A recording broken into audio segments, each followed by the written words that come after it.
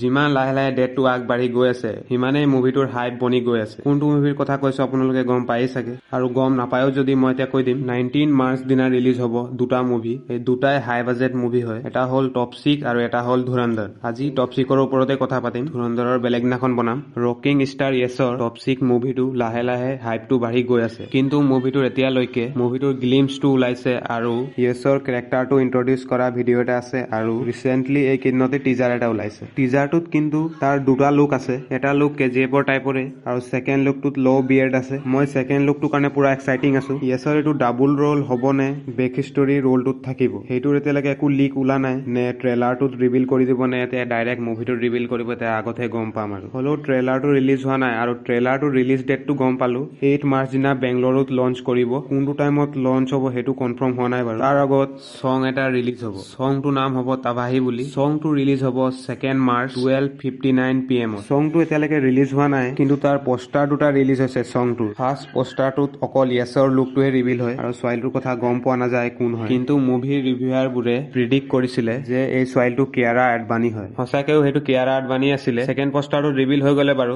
মুভিটোৰ আগত চংটোৰে বেছি হাইপ বনি আছে এতিয়া। মুভিটোৰ ছিংগাৰ বিশাল মিশ্ৰাই দিছে। কিছুমানে এআইৰ হেল্প লৈ ৰিলিজ কৰি দিছে ইউটিউবত তাবাহি বুলি। আপোনালোকে চেক কৰিব পাৰে। এক দুটা চং আপোনাক ভালো লাগিব শুনি, চেক কৰিব পাৰে ইউটিউবত। কিন্তু সেইটো অফিচিয়েল নহয়, আৰু অফিচিয়েলটো 2 তাৰিখে ৰিলিজ দিব। সেইদিনাখন গম পাই যাম চংটো কেনেকা হয় আৰু কিমান ইম্পেক্ট দেখাব পাৰিব মুভিটোৰ ওপৰত চংটো। আৰু ট্ৰেইলাৰটো বাকী আছে 8 মাৰ্চ দিনাখন গম পাই যাম। ভিডিঅ'টো ইয়াতে এণ্ড কৰিছো। লগ পাম নেক্সট ভিডিঅ'ত। বাই, টেক কেয়াৰ।